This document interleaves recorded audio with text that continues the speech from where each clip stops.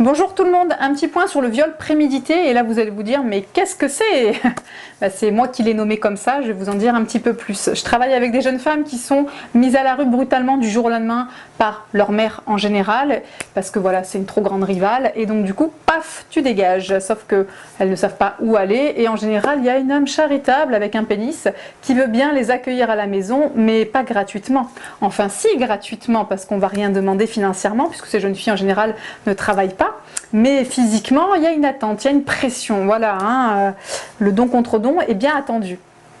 Tellement lourd que voilà, le risque de viol est plus que présent. Et là, c'est un danger sans nom pour ces jeunes femmes qui ne savent pas comment réagir. Donc je les conseille comme je peux parce qu'elles sont majeures. Si elles avaient été mineures, c'est directement à l'ASE, ça c'est indéniable.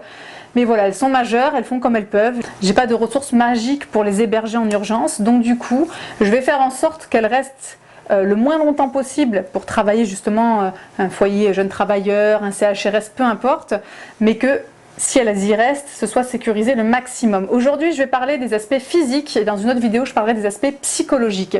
Aspect physique, je vais conseiller à ces jeunes femmes de pouvoir s'enfermer dans la chambre si elles dorment dans une chambre, parce qu'en général, c'est pas le cas.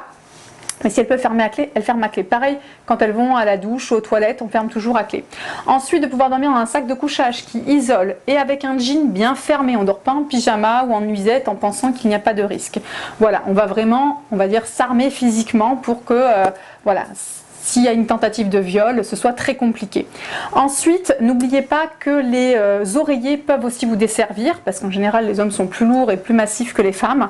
Pas toujours, mais dans les situations que je retrouve, il y a une extrême fragilité et minceur chez ces femmes-là, parce qu'avec le stress de la situation, elles mangent très peu, et donc du coup, elles sont minces, voire maigres. Donc les oreillers pourraient être utilisés contre vous pour vous étouffer, donc essayez de dormir sans ou de les éloigner si ils se rapprocheraient de vous. Ensuite, je donne le conseil aux jeunes femmes de s'habiller large. C'est pas du tout un conseil que je donne aux femmes en général, mais là c'est éviter de susciter le désir. Alors c'est utopique puisque le désir appartient à l'autre et que d'imaginer quelque chose avec ou sans vêtements, avec quelque chose de large. Mais bon, on va tenter d'éviter de mettre la bretelle de soutien-gorge, de voir la bretelle du string aussi qui dépasse. Voilà, tous ces petits détails qui pourraient faire penser à l'homme que la femme cherche insidieusement à l'exciter. Voilà, on va éviter de se retrouver dans ce genre de situation, même si on est bien d'accord, le problème ici, c'est l'homme, c'est pas la femme. Ensuite, je vais vous dire que vous pouvez très bien avoir sous votre oreiller ou près du matelas un objet qui va pouvoir vous permettre de vous défendre. Une bombe au poivre, un taser, une spatule en bois et plein d'autres choses. C'est à vous de voir. N'oubliez pas non plus que quand on utilise une arme contre quelqu'un, si c'est quelqu'un qui est beaucoup plus fort, elle peut nous être retournée. Donc c'est à vous, voilà, de jauger la situation. Ce sera toujours à vous de voir ce qui est le mieux pour vous dans cette situation-là. Ensuite, d'avoir un numéro d'urgence à appeler s'il y a un souci, d'enregistrer le commissariat, enfin d'avoir une action rapide avec le téléphone ou même de créer un lien avec un policier ou une policière, que s'il y a un souci, vous puissiez contacter directement cette personne qui puisse venir vous aider, vous faire appeler les collègues.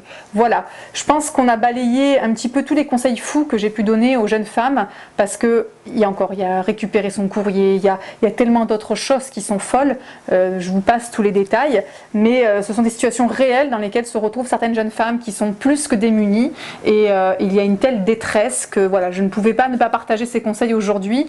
Je vous remercie infiniment de m'avoir écouté, n'hésitez pas à partager cette vidéo parce que des fois on n'imagine pas que les jeunes femmes peuvent vivre ça et puis au final, voilà, si ça peut aider, tant mieux.